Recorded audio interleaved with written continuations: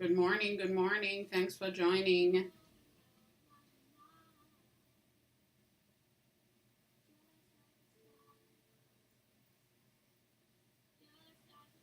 So, again, we are in a place where I am going to be carving lino. So, I am starting my carving process and I'm carving these little baby doors. I've been obsessed with architectural, um, like maximalist architectural style doors. And I am carving those with the intent to use them as ACEOs. So join us as we walk through that process. Hmm,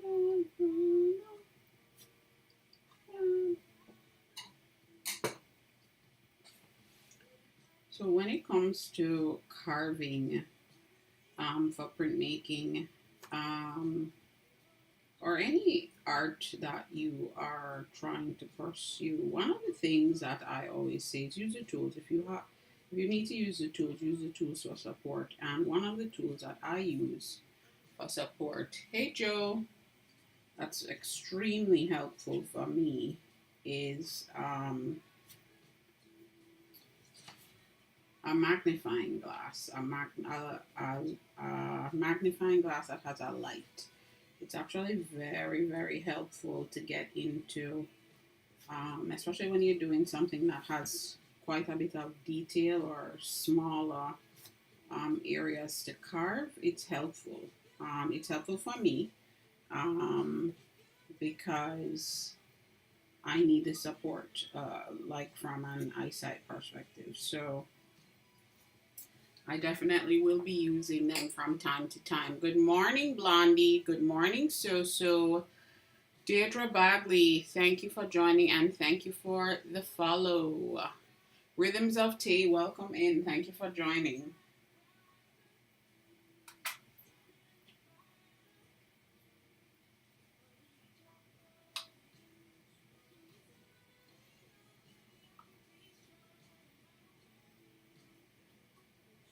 So I am using my magnifying glass.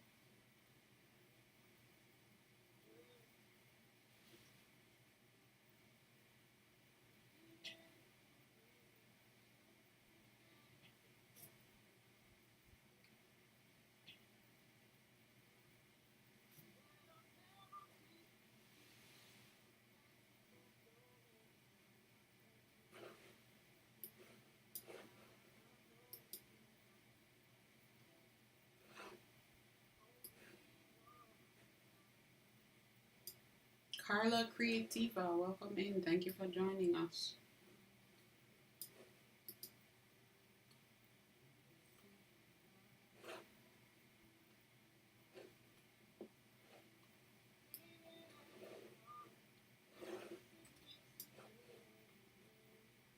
I forgot to turn back on the stream over on the YT. Caroline, this is for you. Congratulations. Halfway through. 99% average.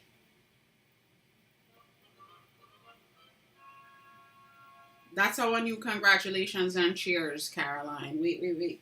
You also need, and every time we do the sound, we use crowns. Dana, I don't think you've been in here since I put these in.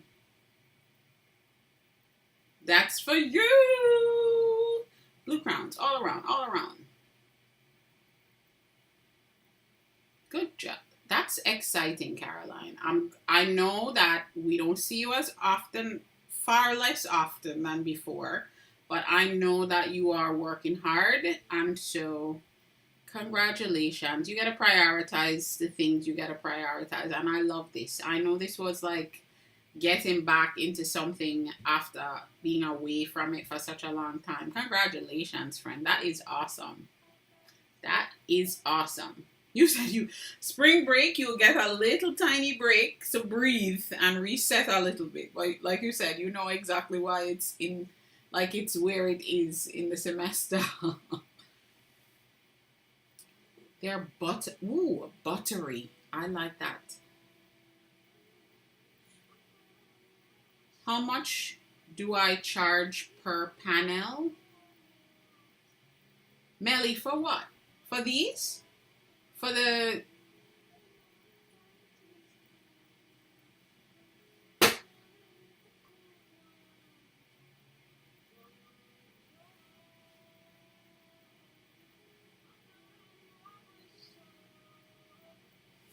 What? I don't know why I keep doing that, y'all. I keep asking a question and then sitting waiting to see the answer when I know it's going to be delayed. Oh, they would make a fantastic dollhouse. So, Melly, I use these to actually make prints. So, I will show you this. I have this large version of a print. Melly, do you know what ACEOs are? Those little tiny artist trading cards that folks are getting jazzed and excited about again, and are selling them on the E to the San Francisco Bay. So this is a large of print. That same thing, I carved out the door and then added the embellishment around the door. You know, a lot of these decorative doors, folks have all kinds of like decorative elements around it, whether it's like flowers or plants or leaf, whatever. You get the drift. So this is going to be ACEOs stands for, and folks in the room, please correct me. You know, the ACEOs are artist cards, editions, and originals, and they are 2.5 inches by 3.5 inches. So they're little babies. And so what I'm going to be doing is using the panel. I like that word, actually. We are always talking about what the word should be that we use. So the panel I'll print multiple sheets with this.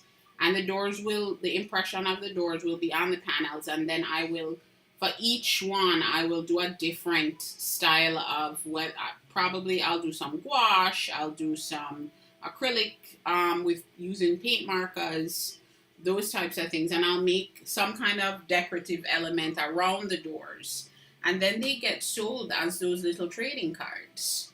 So these are going to be super small. So yeah, that's what I'm going to be doing with these in particular.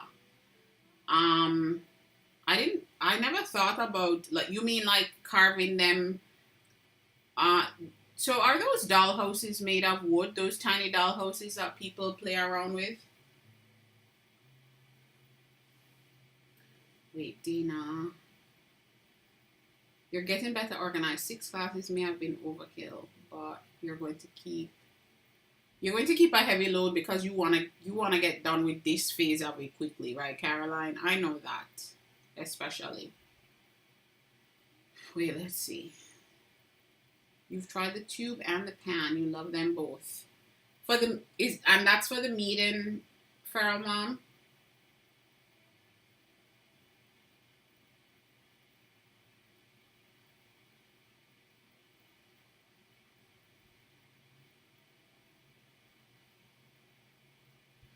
I see what you're saying. I see what you're saying, Melly. Yeah. It's something for me to think about for sure. I'm always up for a suggestion of ways to I do love architecture and those types of things. So I like to, because even in the drawing practice that I do on the live, we're doing like, this is just like a house that we did. Like us, we like that around here too. Look at you. Wow. Yeah, Caroline, you got a heavy load ahead of you, friend, but you're getting into your groove. That is awesome. That is awesome. So, all right. So, milestone coming in December. You know I'm not gonna forget that. You have a big replica of your house made of wood, a castle type. Oh, Black Lotus. That sounds like we would want to see that, Black Lotus. That sounds gorgeous. It's saying that 7 people are viewing the live stream, but I don't see any chat. Folks over on the YT, you want to say hello? 7?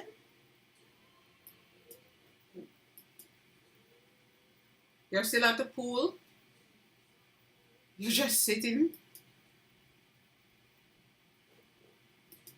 You don't, is that because you don't want to miss anything, Black Lotus? Is that because you don't want to miss anything? You've been like so? You don't want to miss any good stuff? Yeah, so Melly, sometimes on the live stream I also do actual printing. So sometimes I'll be when I'm live in the mornings, I will actually be printing. So folks get a chance to see me printing as well. Yeah, I'm trying to set this so that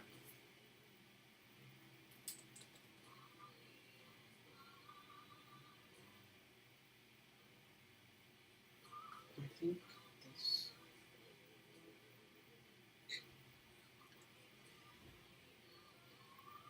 You said you never miss anything in the chat because you have earplugs. You're just annoyed. Why are you annoyed? You don't, Black Lotus, don't let anyone annoy you.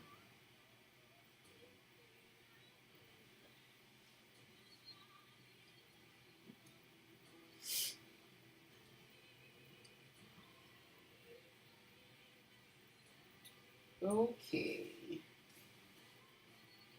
So now I'm just carving around. I keep looking over here because I actually, oh, that was really strange. I keep looking over here because I actually have the areas that I need to carve marked out over here.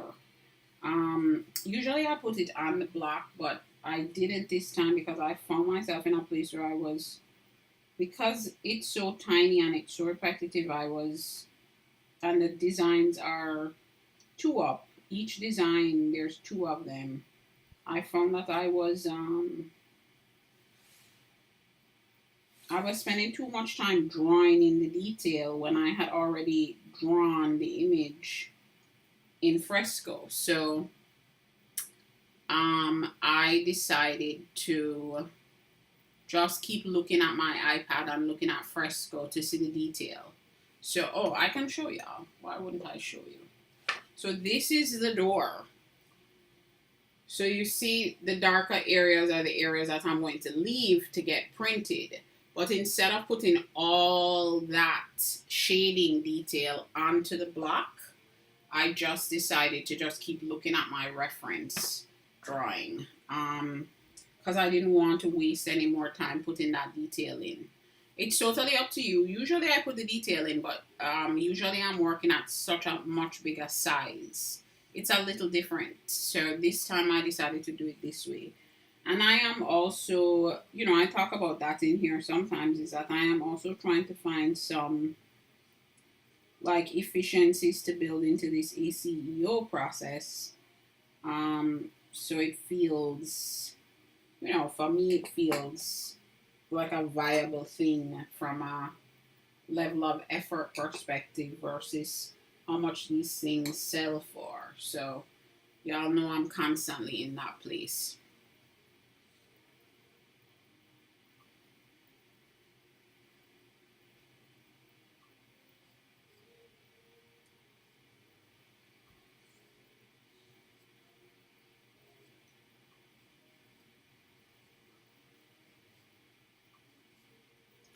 So Melly, you have convinced me for sure to try out those to try out the that paper from IKEA. I definitely am going to be trying that out.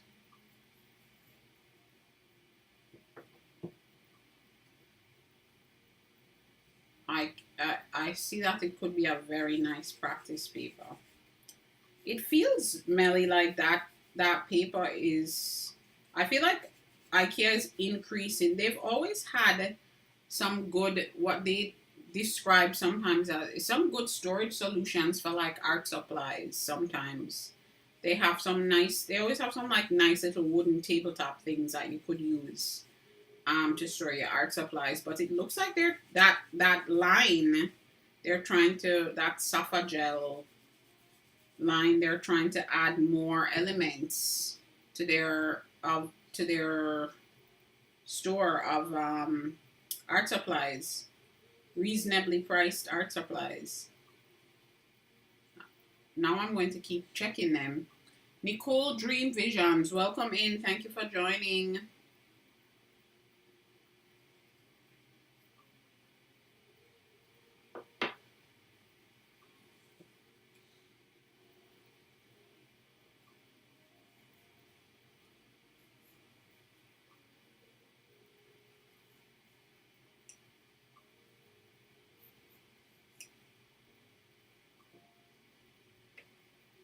All right, I'm constantly trying to get these blades sharpened. I feel like I spend so much time sharpening.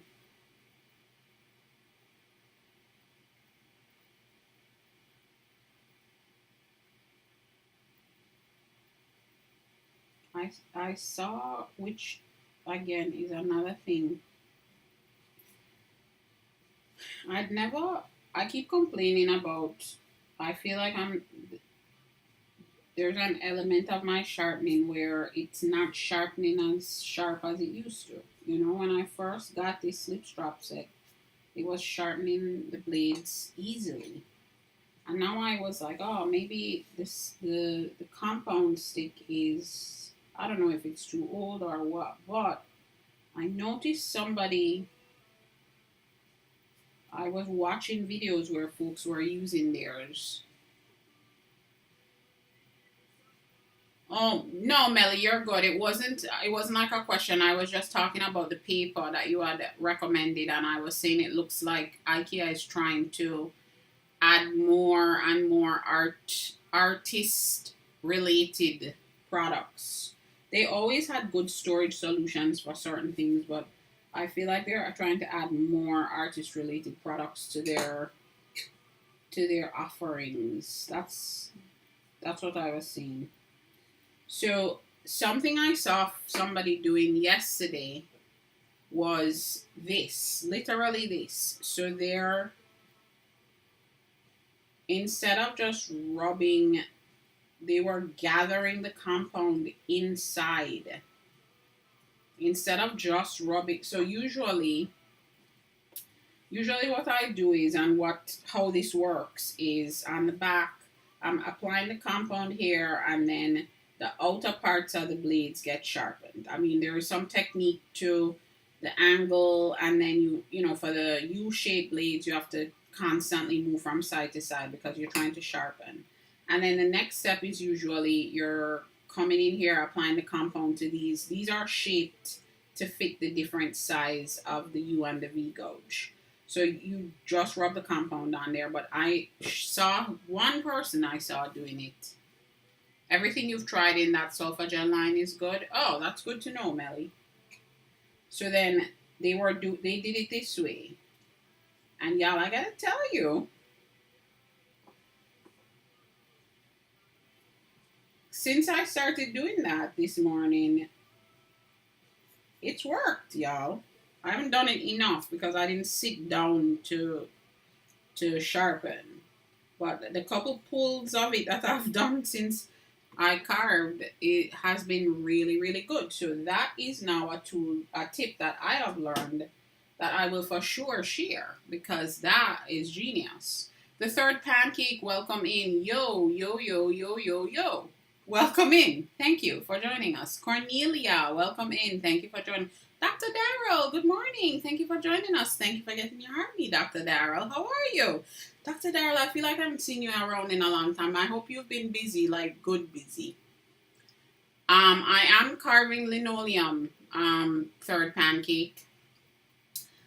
I do not refer to the lino carvings as good busy. That's good to hear. I'm glad. I don't consider the lino stamps because you're not stamping onto the paper, but lots of folks refer to them as stamps. So yeah, that is exactly what I'm doing, the third pancake.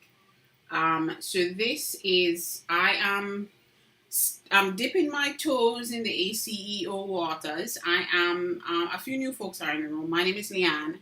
I am an illustrator and a printmaker, primarily a printmaker. And usually I'm here every day, every morning. And usually I'm here doing back to basics drawing practice that I started for myself. But sometimes I do my regular old printmaking work here. So I've been carving this plate, block, sheet, panel. That was a good word, Melly. Oh, the third pancake. Thank you, and thank you for being here. And so I'm carving these, and then I'll print them once I'm done carving them. So some mornings, if you catch me, thank you for the follow, third pancake. Some mornings, if you catch me, I'm actually printing, not just carving. So it depends. Usually I can tell the day, I'm here every morning, so I can say the day or a day or two before, you know, on Thursday I'll be printing or something like that. But yeah, so it's a multitude of things that we're doing in here. Generally the room is a collective, like, artist learning space. Dr. Darrell, thank you for the roses and for sharing the live. What we talk, you know, sometimes we're a little quiet, but sometimes we do have some really great conversations about varied topics related to things that artists are experiencing. So we have art enthusiasts. That's the word we used. Was that yesterday, Dana, or the day before? Art enthusiasts, art lovers, artists, folks that are interested in art but are not ready to call themselves artists.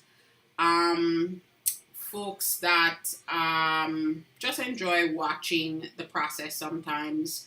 But we do have some great conversations about, because it's a collective learning space, so everyone's sharing. Thank you, third pancake. I appreciate that. So yeah, we like to share. So not everyone knows everything, and not everyone's approach is the same.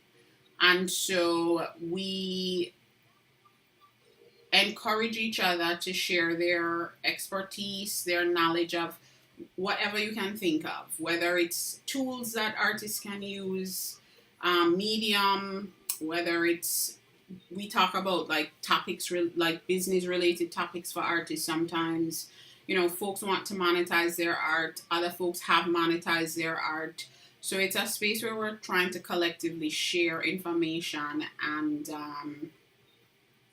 and also be a safe space for folks that um, it's unfortunate, but we know the fact is that lots of folks' creative sides were not encouraged, and are still not encouraged sometimes. So it's just a space that folks can feel comfortable viewing, participating, asking questions, learning in a way that works for them. So yeah, that's the spiel. And I am here every morning, and sometimes I'm doing this work, and then sometimes we're doing like a back to basics drawing practice, which I'm actually getting back to on Monday. Carving on the live is interesting. Let's put it that way. I do have to make some adjustments to how I carve so that it's visible to folks, and then for the 2 hours that I'm carving, it doesn't take it. The physical aspect of it, I'm not impacted too much, but it also means that I don't get a lot of stuff done all the time. So I do try to mix it up a little bit what I'm doing. But our conversation is very consistent in terms of things, process, where process is always being shown, process is always being discussed, and everything related to process. Like Dana said, process is everything. So yes, so for the folks outside the room, come on in, join us. So I'm just trying to finish these so that next week I can carve them. This is, so the material that I'm carving on is a linoleum sheet, a linoleum panel. I'm gonna use Melly's word. I actually like it. You can, let me actually show it here. You can get these. A lot of folks like to use them because they get mounted sometimes on like a compressed wood block, like an MDF block or something. And so folks like to buy them mounted too. But I don't use them mounted, and they're cheaper unmounted. But this technique is essentially, or this medium is block printing. And you can carve into wood. You can carve into, there are different types of these blocks. They have these softer, more flexible blocks that you can carve into. I haven't carved into MDF in a long time, but folks carve into MDF.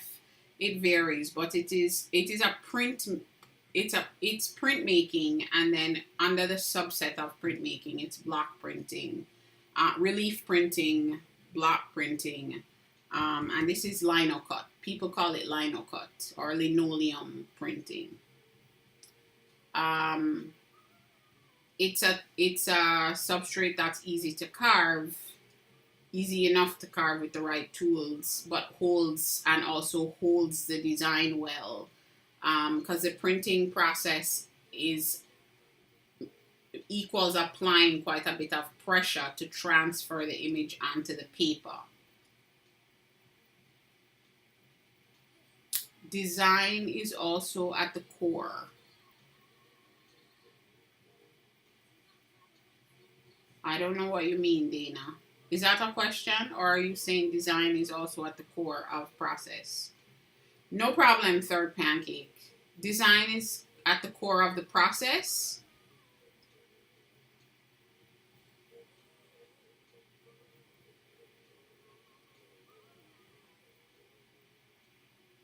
Yeah, I would say it is definitely. So core is block printing, gotta have something to put the ink on.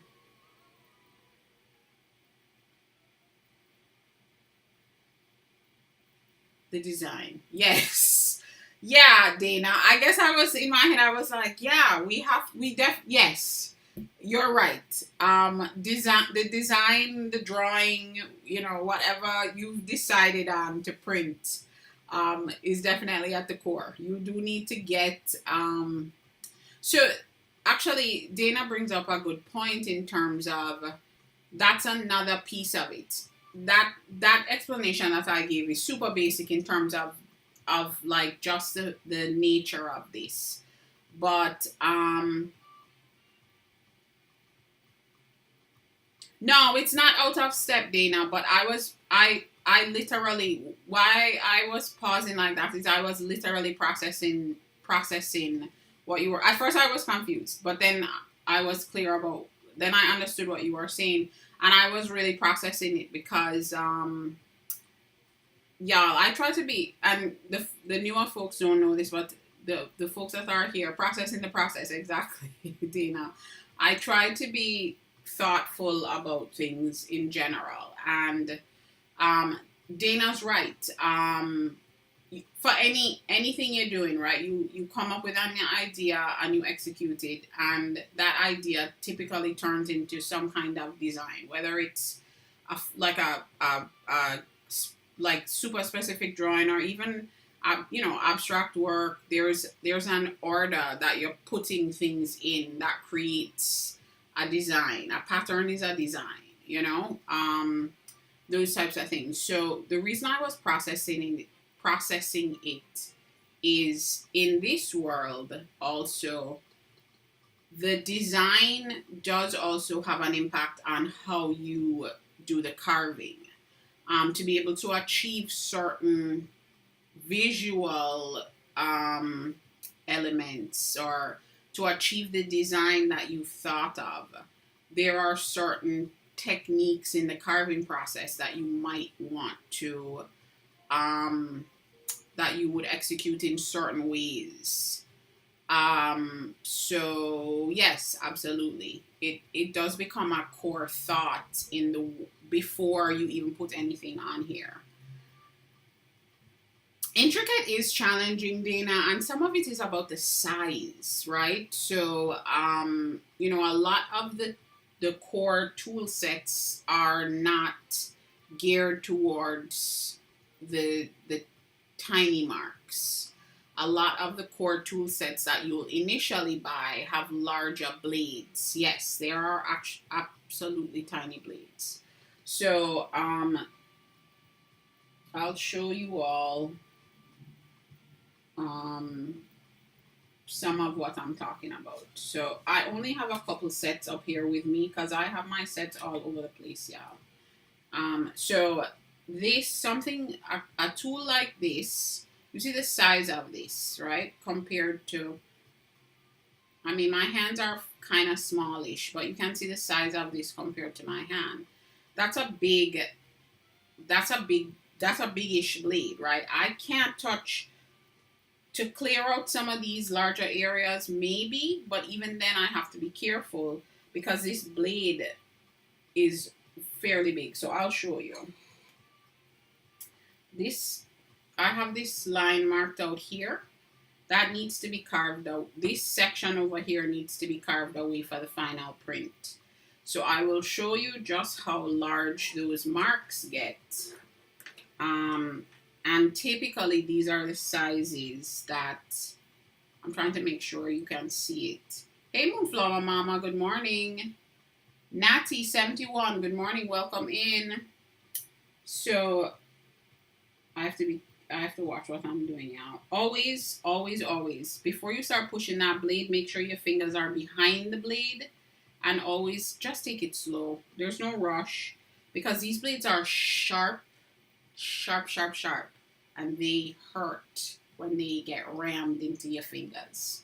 You can imagine, right? So just be careful. So if I was to push this one blade, you see how large of an area that blade takes out. And typically, like the more standards, yeah, third pancake. Third eye, I don't know why, I was about to call you third eye pancake. The third pancake. Heidi, welcome in, good morning. So the typical standard sets of tools have larger blades. Like to what Dina was saying, they have larger blades, but I haven't touched this blade. Aside from something like clearing out this large area, I'm not touching this blade because these are tiny things. So then I have a set of tools that are micro tools. And so I'll show you something similar. This is not the tiniest, but it's a very tiny one. Can you see that?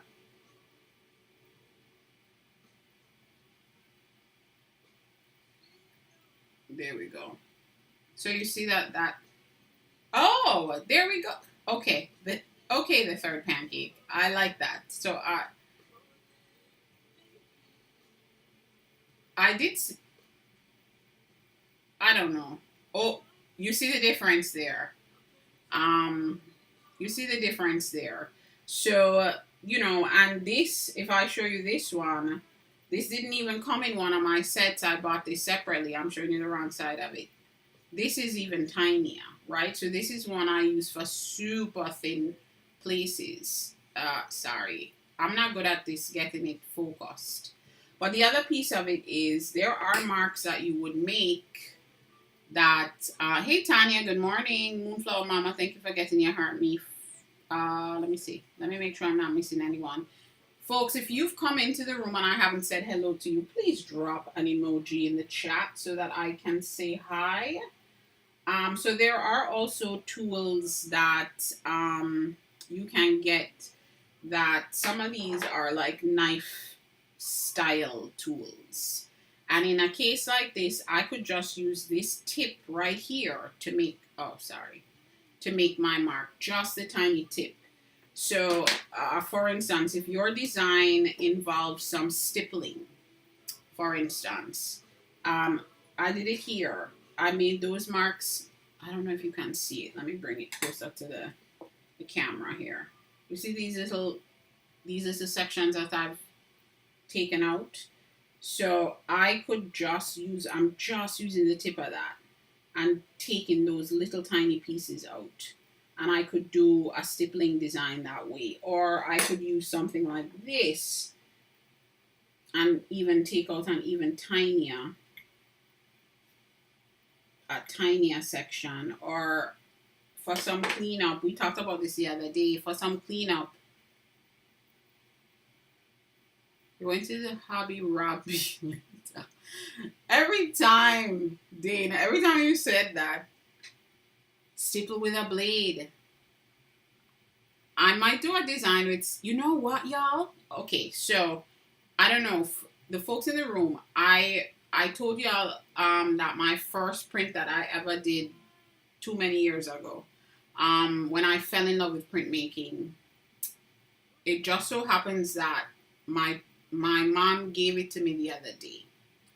And so it was my first print ever, 19 years old. I fell in love with this type of printing then, the block printing.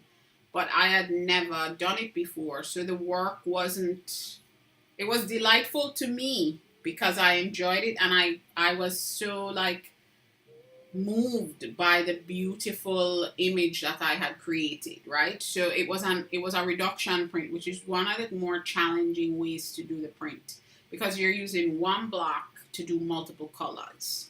So typically in this style of process, most printmaking processes, you're running a different plate or block or sheet, whatever it is that you're using, because you do different things. Like I'm also a letterpress printer. We call the designs plates, the design things that you get plates, and you run one for each color. But in a reduction process, you're using one plate to print a full.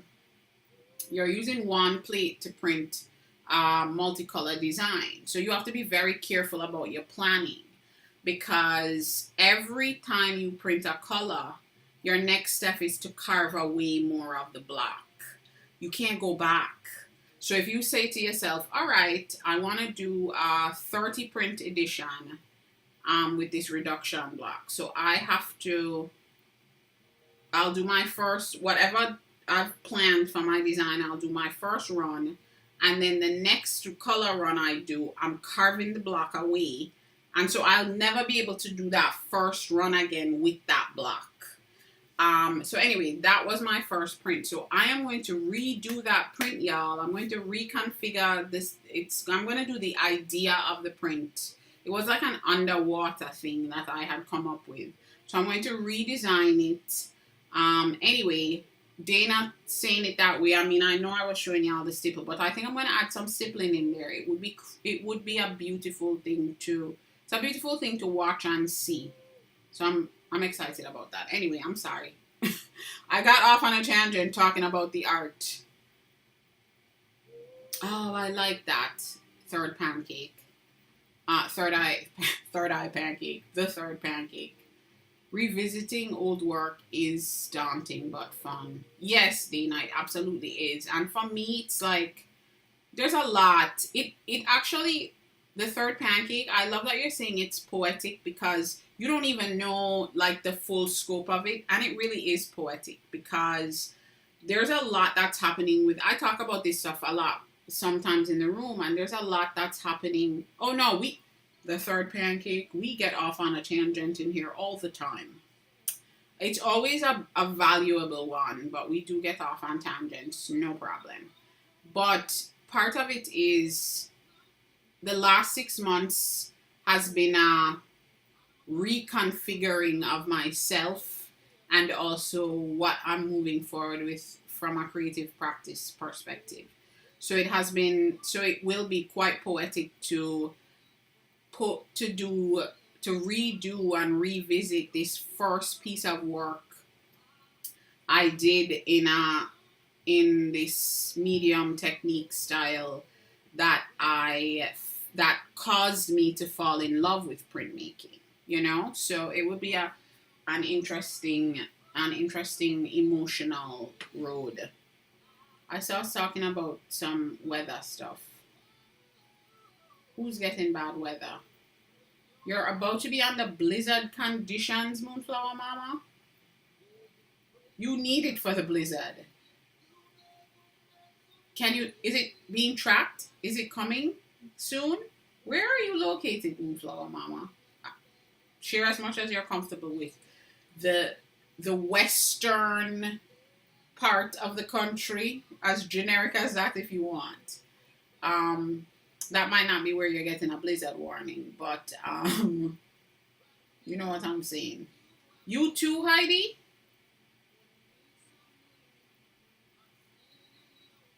Wait, Heidi, you're in New York, aren't you? Did I make that up?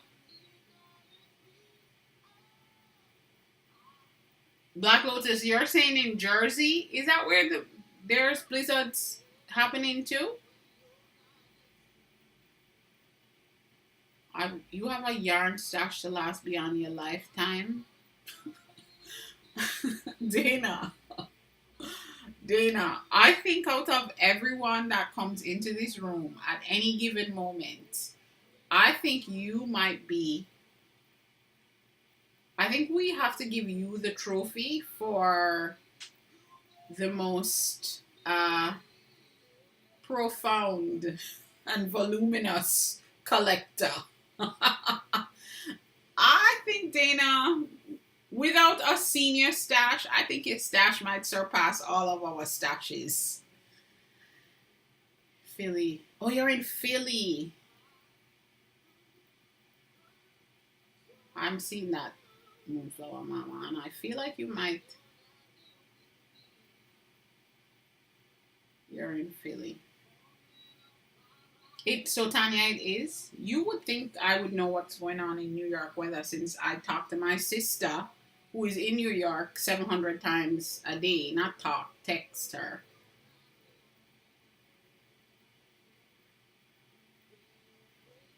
You're on a healing journey yourself, or can really facilitate self-discovery. Yeah, the third pancake. And the interesting thing about it is I used to run, one of the things I used to do is run a letterpress print shop for several years. And also a stationery brand that I sold that wholesale. So I operated in a very commercial way in my art for the last several years. So there's an element of that too that I'm contending with.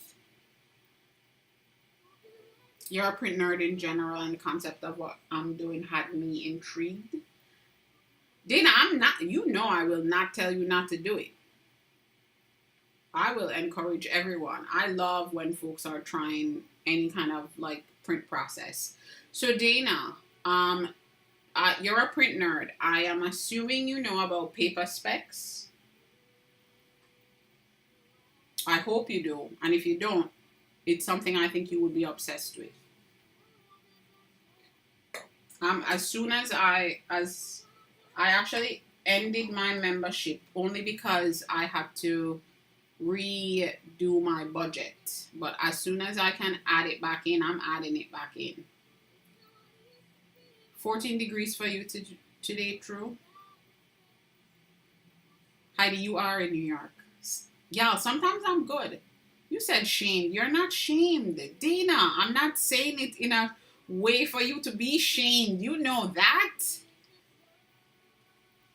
Moonflower Mama, you would be able to get a haul for yourself and still leave Dana with a lot.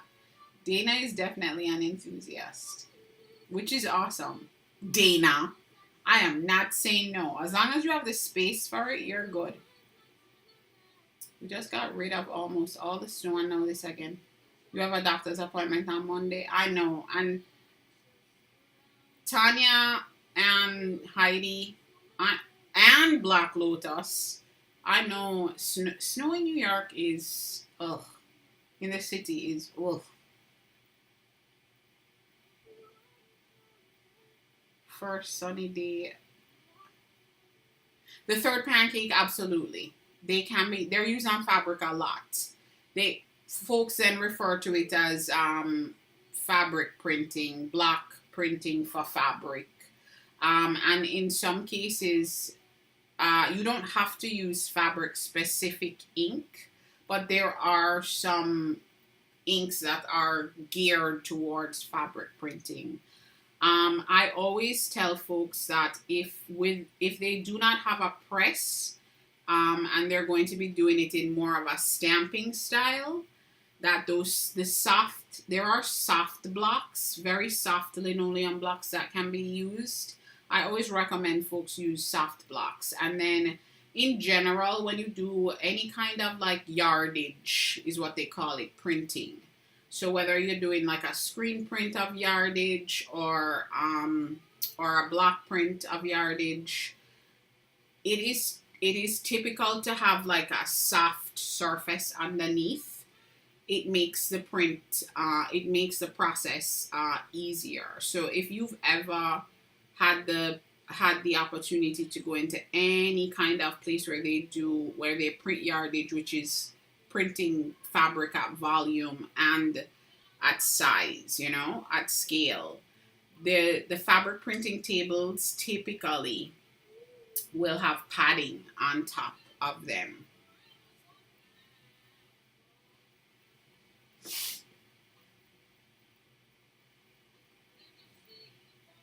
Dana is like, it's sarcasm, Leanne. What is wrong with you? You should know that. You give thanks for sidewalks where you can still see the concrete. Snow started for you yesterday, Melly. Oh, Melly, do you mind sharing where you are? Your main hobby is sewing. You could see this as useful for making my stuff even more unique. Yeah, third pancake. You absolutely could. So I don't know how. I have videos of it. Give me 1 second, y'all. You know that it will literally be 1 second. I'm gonna get something to show you.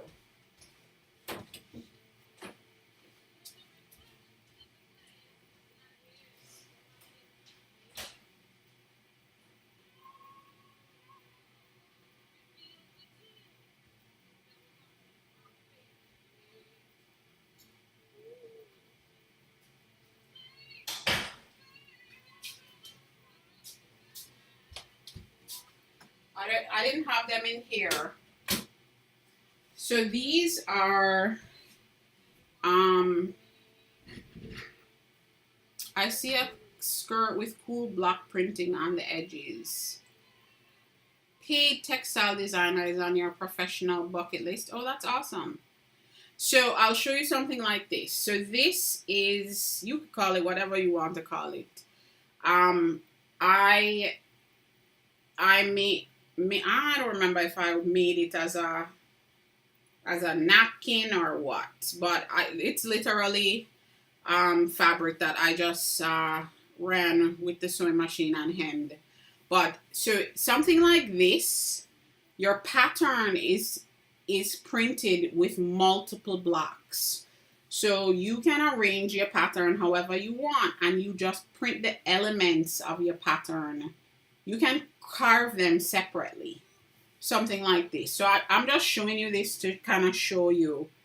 It could be that. It doesn't necessarily have to be the whole pattern is on one piece. You know what I'm saying? So y'all see me, I actually wear this as a headband. Y'all see me wearing it all the time. I just you never see what it actually is. So this is another one. So it's wrinkled because I twist it up as a headband in here all the time. So these are separate carved elements that you ink and then print on. So the third pancake, I think actually this uniformity, you could do it as one block, but random is pretty and unique. And the thing is, you can actually, so just like if you're familiar with it, you know, Dana is talking about surface textile designer. If you're familiar with creating patterns, the patterns are just, of course, different elements put together in a certain way. We know that. But even using the individual pieces, you can still have the uniformity because your pattern segment is designated already. And so there are so many ways that you can do this, bend and flex it. And again, in fact, if you give me another second, I can pull out another bin that I can show you. I think I still have. Heidi, are you talking about your door? Oh, Heidi, tell them about your doors.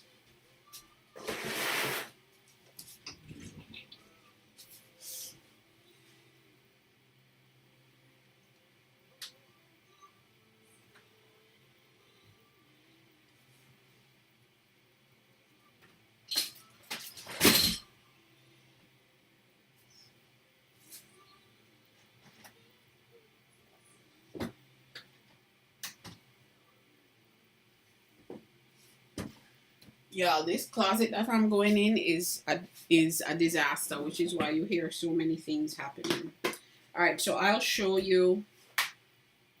So like this, let me show it here because TikTok is gonna soon start yelling at me and give me a puzzle. So like this is one pattern element that I have. So you can see if I ink this, you can see that it's this style, right?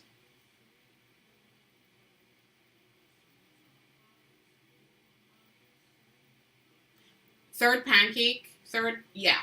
You would at the very least let it dry.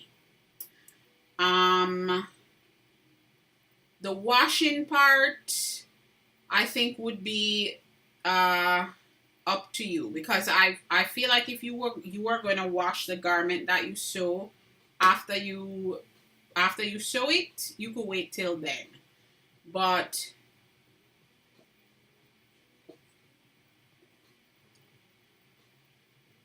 set it before washing. Dana, it depends on the ink you use. That's a good point though.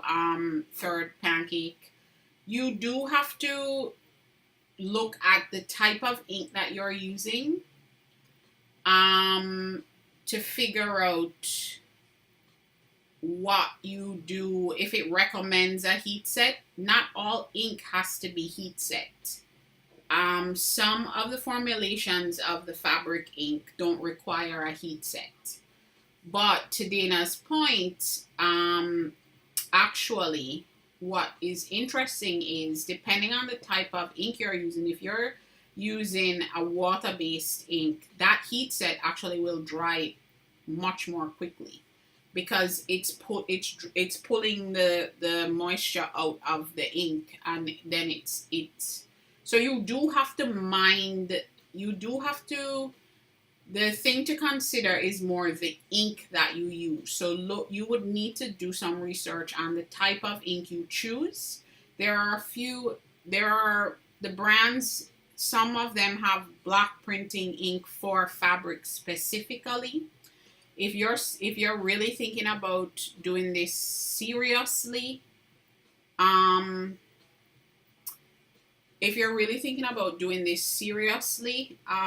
there's a brand, I'll type it in the chat, that makes nice colors too.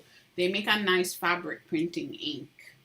Yeah, the ink is just as y'all, in any printing process, the ink is just as important as anything else, because ink gets managed differently. Narciso, hi. How are you? Can you see me? I hope you can see the actual video, Narciso. So yeah, so to Dana's point, definitely look at the manufacturer recommendations for how to manage the ink.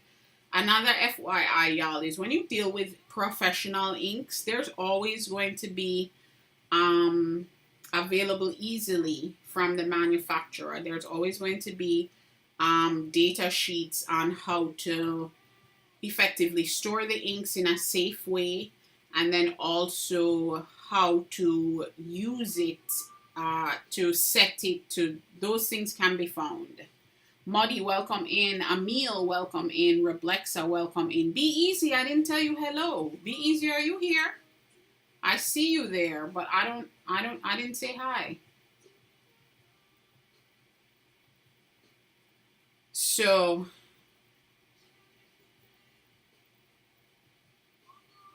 oh, Moonflower Mama. All right. Well, we hope that you don't get the weather, and if you do get the weather, we hope you get your yarn before you get the weather. And good job on the getting yourself at least prepared in case you get the weather. Good luck in the stores. Good luck. One and only time you did a design on a tote, you did the wrong paint and bye-bye design after washing. Yeah, Moonflower Mama. And a lot of those inks that you would use on a tote, like Dana said, you would use a heat press of some sort to set the ink, or like a heat gun. Some people only use a heat gun because, again, depending on the ink, you're only trying to extract the water so it dries. So yeah, you definitely are in a good place. So it's something that you can test out. I was checking to see.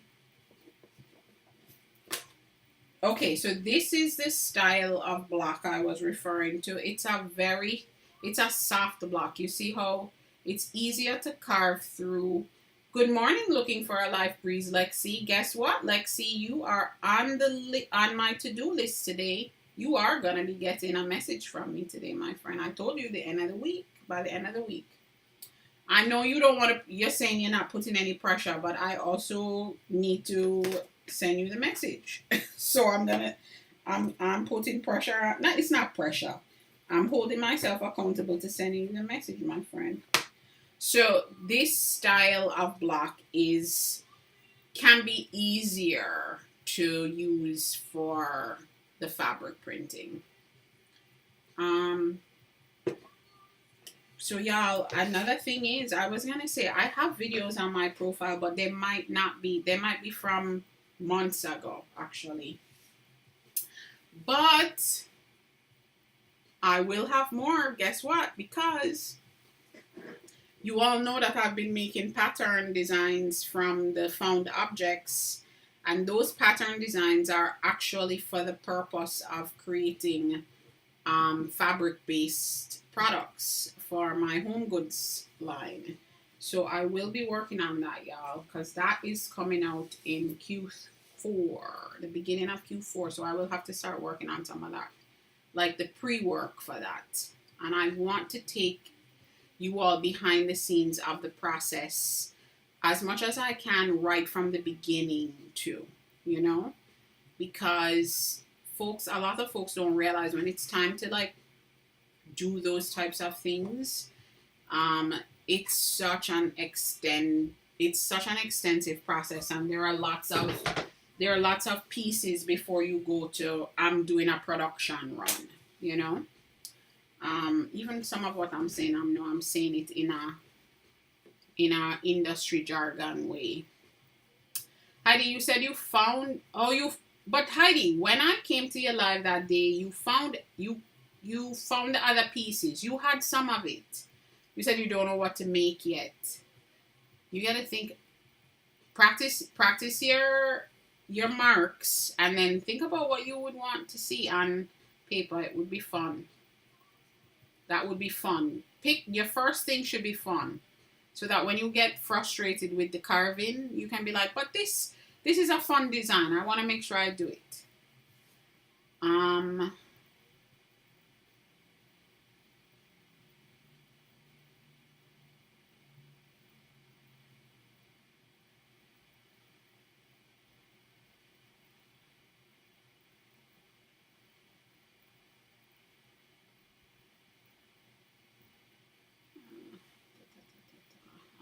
Wow, I don't think I missed that much. True, I do not embroider on my fabric after I print. I do embroider, but I haven't done embroidery in a long time. I crochet. I do embroidery. I crochet. I do not knit. I do crochet, and y'all, I know how to make lace. It's called tatting. My grandfather was an only child, and he used to be a tailor.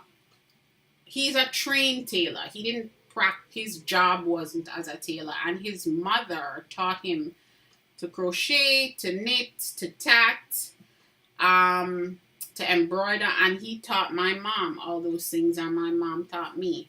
Now, I want to say I haven't done any kind of tatting in since I was probably a teenager, y'all. I don't know how. I probably have to do a refresher, but I haven't done it since. And crocheting actually hurts me a lot because of my self-diagnosed carpal tunnel. So I don't do it a lot. You saw a lady crochet a frame on her AC. Ooh, Dana, I like that. So, but true, no, I don't ever embroider on the fabric. I have thought of doing some basic blanket stitch style embroidery over the edges, just for a decorative element. I have thought of it. But one of the things that, and y'all, this is where it comes in, where I say that we talk about business related things when it comes to art. Hey, Trisha. Hello, Trisha T, Lynn's Legacy Kitchen, and hello, Trisha T Lifestyle. Hello, both Trishas. Welcome in. Sibilu 48, welcome in. So a thing to think about, folks, is one of the things that I have to think about when I'm doing something I'm creating this home goods brand, and I am planning it already right from the beginning to scale. And so there are some elements of it that are going to have to be things that can get produced. It's still handmade, but by other folks too. So it's still handmade, it's still my design and all those things. So one of the ways that this is going to work is I am going to create the design itself. I'm going to draw and create the patterns. The patterns are based on my found object work, and then I'll create the patterns, and then I will carve the patterns and create and the reason I want to carve the patterns and then create a carved version of the pattern is that there are some unique marks that get made with block printing that you don't get with other versions of printing. And so I want to incorporate those unique marks into the pattern.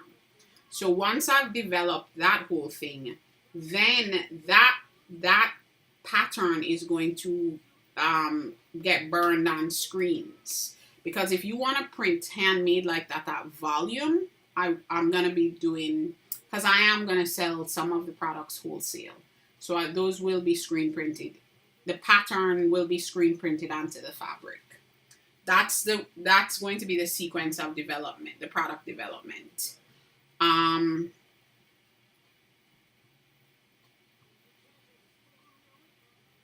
Yes, your lifestyle is in the room, Trisha T. I think that's funny that you didn't know that. So that's the product development, and that's why I want to show you all sometimes what I'm doing in that way. That's why I said, like, when I think about it from a commercial perspective, there are certain decisions that get made to optimize the process, and from an efficiency perspective, that's necessary if you're operating in a certain space. And for that particular brand, I will be operating in that space. I'm not saying I won't sell retail, I will, but primarily I'm doing it for wholesale. So my product development is going to be slightly different, and production will look slightly different. So it's just another way of looking at things, another way to approach monetizing your art. That's still a handmade process, and it's handmade art, but there are efficiencies that you build into your process that mean that you can produce at volume, and so revenue comes at volume too. And when you optimize processes, your profit margins increase as well. So you all will get exposure to kind of that both sides of that fence for me, because something like crocheting a frame around an ACEO is super awesome. Something like putting some edges, embroidered edges around some of the work is, again, super awesome. Little things to add. Anyway, y'all know that I get off and like I'm running, and I just talked for so long, and I feel like I might have talked and ignored. Let's make sure that I didn't.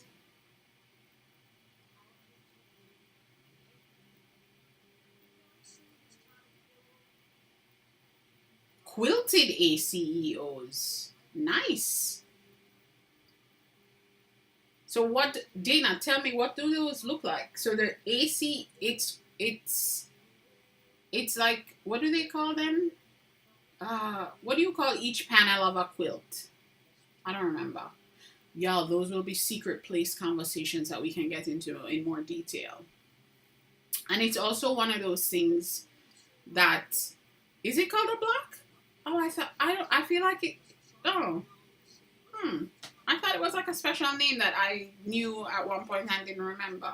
Okay, a block. Was it like ACEO size quilt block? Is that how you did it? Or tell us more, Dana. But one of the things is that tiny quilt block stitched. Oh my gosh, I can't. Oh, that. So you have it, but you never listed it, right, Dana? Emil, welcome in. So it's Terry Bato, welcome in. Thank you for joining us. You said too much math for the quilts. I hear you. You sewed them onto a card. Ah, Dana. And again, you have them done. They're just not listed, right?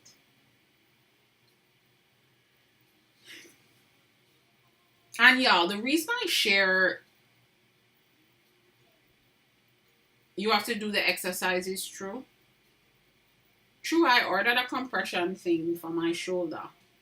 Um, you do the exercises before and it helps. Yeah.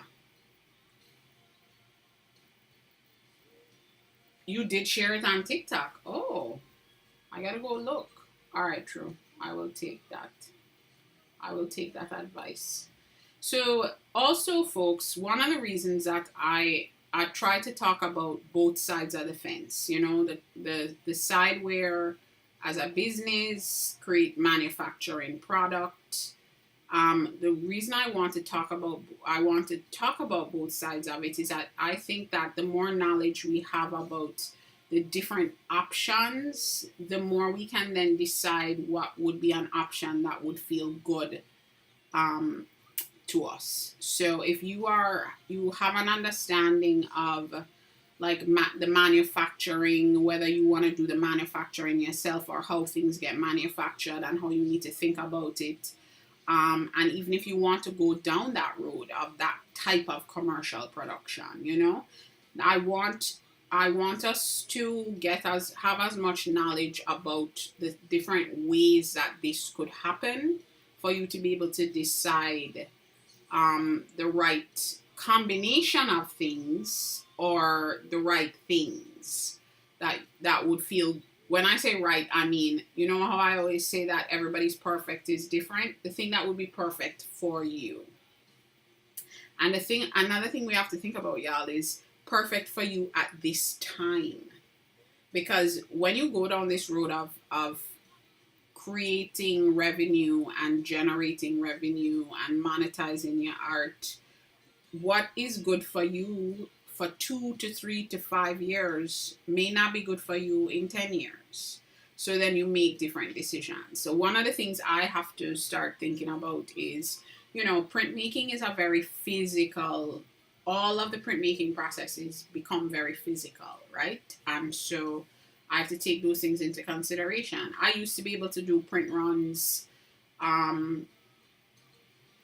all day. I used to be able to carve hours at a time.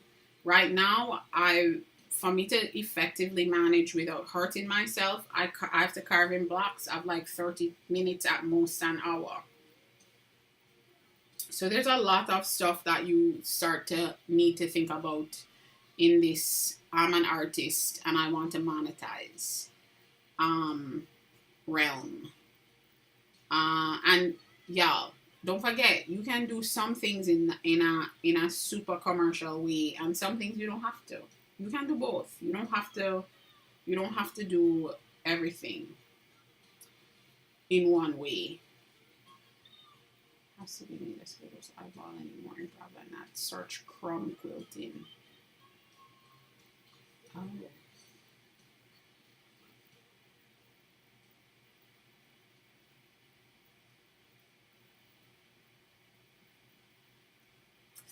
The third pancake, you see? Now, crumb quilting. You're gonna be crumb quilting. You're gonna be printing on fabric that you'll sew. By the time you leave this room, the third pancake, you're gonna have 10 different things to do.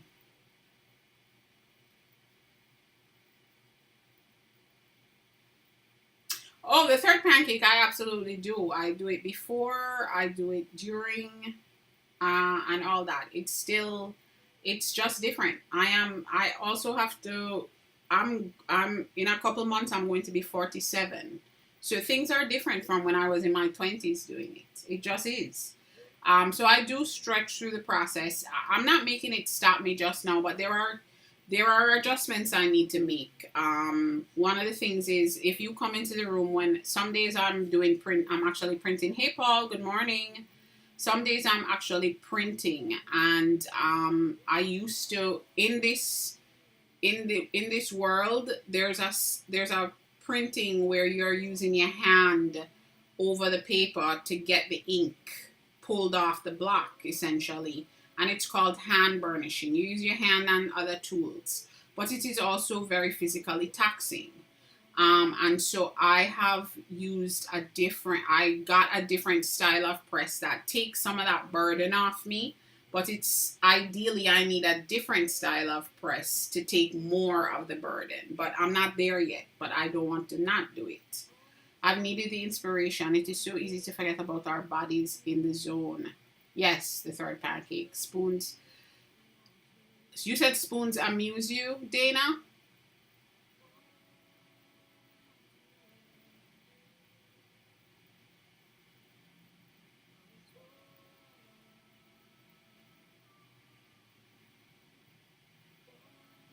You learned that on Landscape Artist of the Year. This, you mean the spoons in terms of your body's capacity spoons?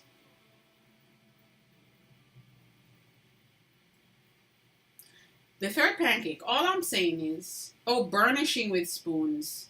Oh, that's the original hardcore way to burnish with spoons. I thought you were talking about. It's so funny that how words work. You know, we were talking about capacity for printing and all that stuff in that moment, like your physical, the way your bodies work and your physical capacity for things. And you know that there's a concept.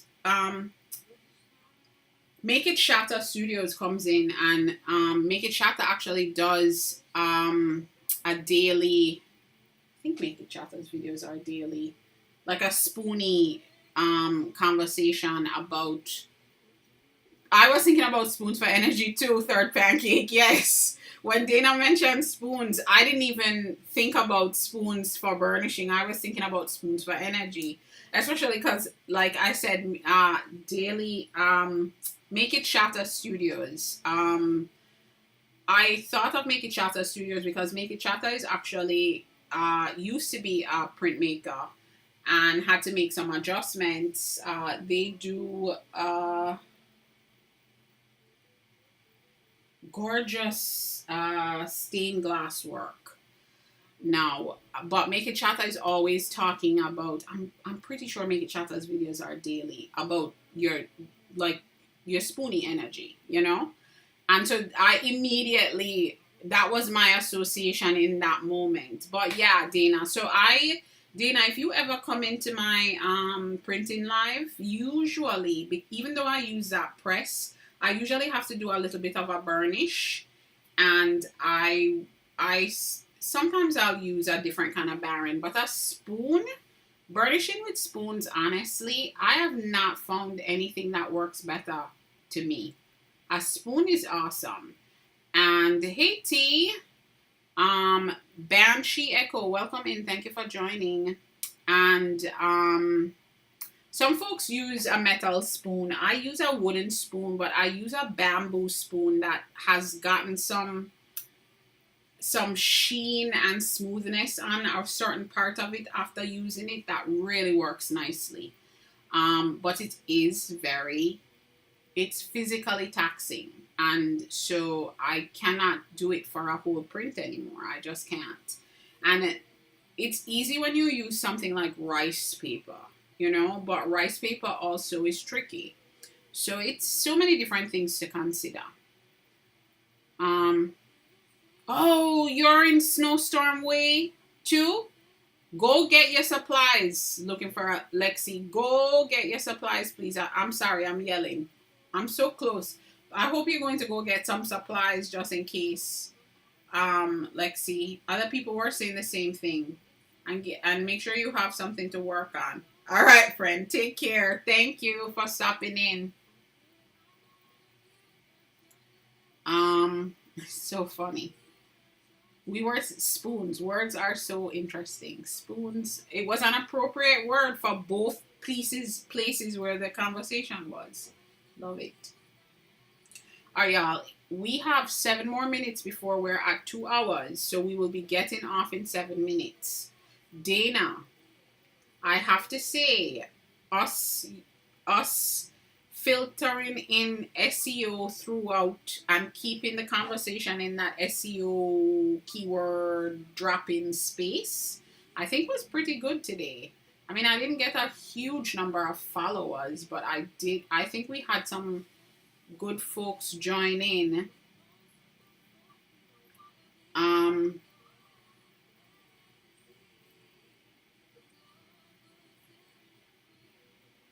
We had some folks join in that were new. More ACEO possibilities. Yes. T. So I actually am going to I'm going to work on that for us to start implementing next week. True had made a suggestion about me asking questions throughout the live that keep us in that space. ACEO possibilities, tiny things, tiny art. T. So I think we'll have it. I think what I am going to try to start doing with us, and this is the thing, I also don't want us to. There's an element of our organic conversation that is beautiful that I don't want to lose. Now, the thing I'm not worried about is I feel like the regulars in the room, we have no problem with taking whatever the topic is and running with it and having it be beneficial to all, you know? So I'm not worried that anyone will be like, oh, I want to talk about this, but we're talking about that.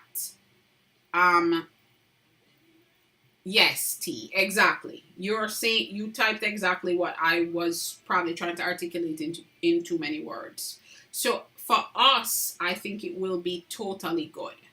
And so having conversation prompts, and I'm thinking about no matter what's happening here, sometimes depending on what I'm doing, maybe the conversation will be around that.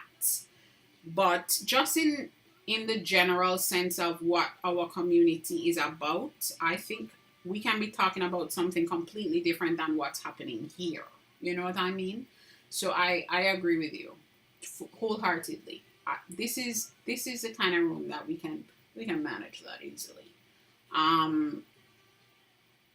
So that's, yeah, we are going to be doing that next week, and let's see how that works, because we definitely want I want us to keep building here so that our secret space will be really, really robust as it grows and develops as well. And then we'll go from there. I tell you, y'all are always right here with me. Really. It's a really awesome thing. The third pancake, we are glad you were here. I will tell you that what you have experienced here today is legit.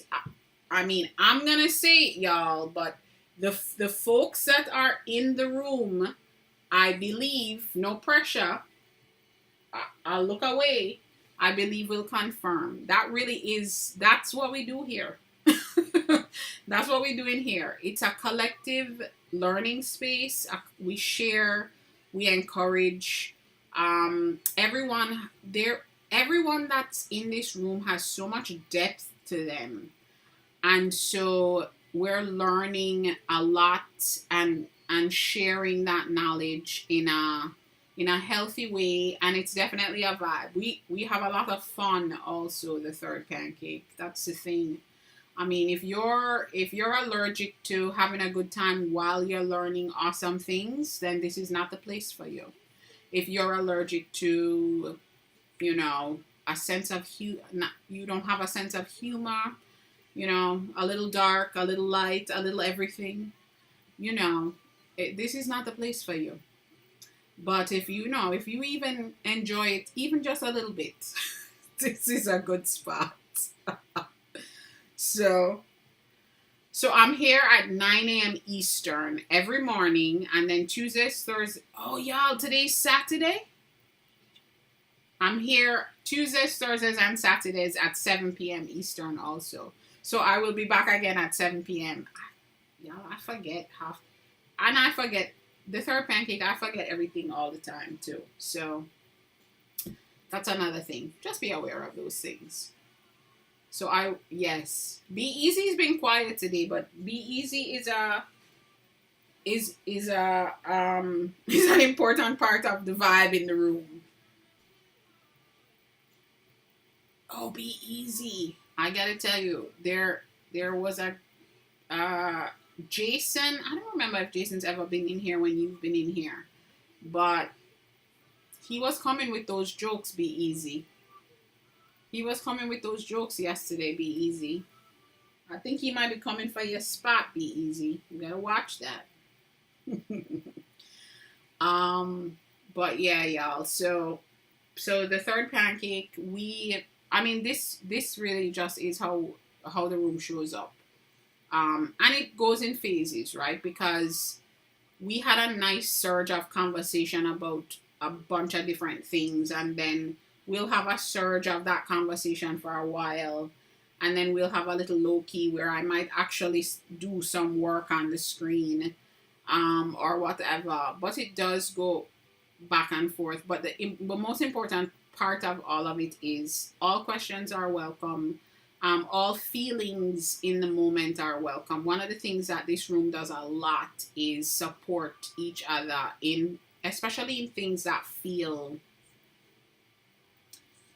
in ways that you may not get supported outside of this space, or in ways you might not have been supported in the past. That's an important part of this too. It's a vibe, it's a fun place, but it's also a really safe and supportive space. And we all hold that sacred and protect it. Let's put it that way. That's the way to do it without sounding. I guess I did sound a little dramatic, but you know what I'm saying. It's not like people are in here testing us all the time. So Be Easy saying SBP. What Be Easy is referring to is the third pancake. Be Easy is a snack. Very specifically, sweet barbecue Pringles snack. Once you pop, you can't stop. And you can imagine the character that Be Easy is based on that statement. So that's what Be Easy is referring to. I love that I have to explain some of these things to people when they're like, what is going on in here? But yeah. So this is a good note to end on. We are at 2 hours. So the folks that can make it tonight, I will be here at 7 p.m. We will be carving again, but talking. Maybe I'll try out some prompts for tonight, y'all. So let's see. My brain might not be able to process it until Monday, but let's see what we talk about tonight. Even if it's just for part of the conversation.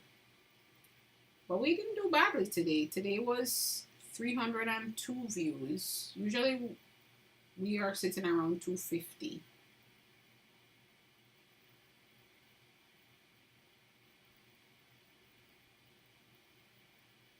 You said people don't know why I'm laughing? What do you mean? Thank you, Third Pancake. Thank you for being here. Fanfare, please.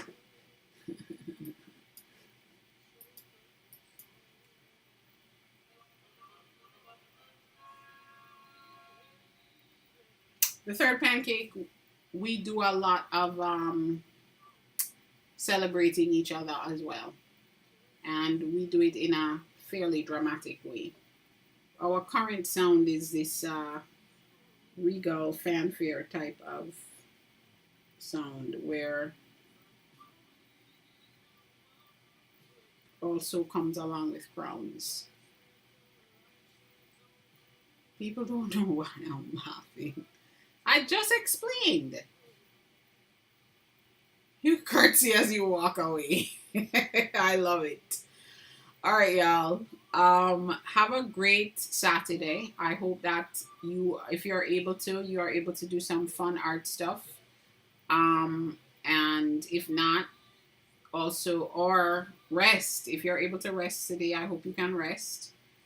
For the folks that are preparing for weather, I hope you get all the things you need.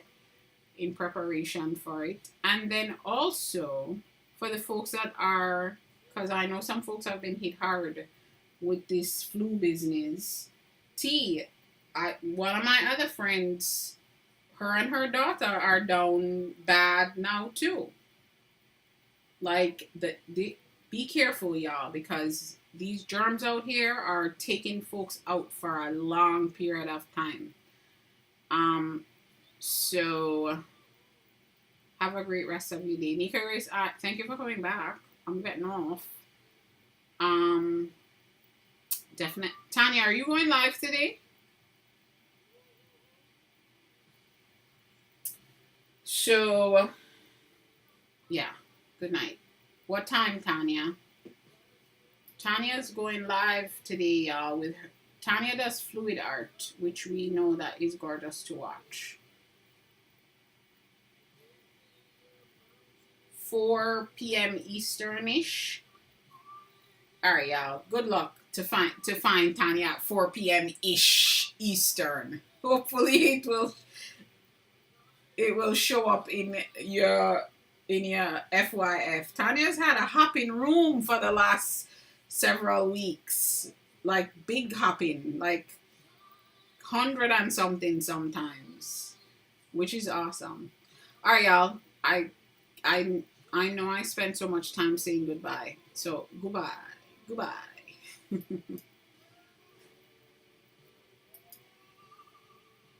YT folks, I am headed out, friends. Thank you for being here with me, and I hope you enjoyed your time. I hope the video quality wasn't too terrible the whole time. I need to figure that out, y'all.